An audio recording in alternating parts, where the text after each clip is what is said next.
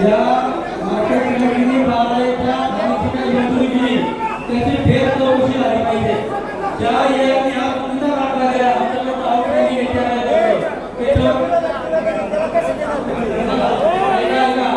खरं तर हा मुद्दा ऐका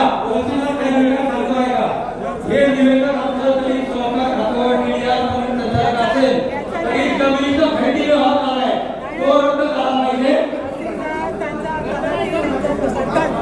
सगळ्यांना सूचना द्या या खरेदी व्यवहार तहसीलदार खात्याची चौकशी झाली पाहिजे. ज्या समाजाकडे मुलीला गेले त्या समाजाला ते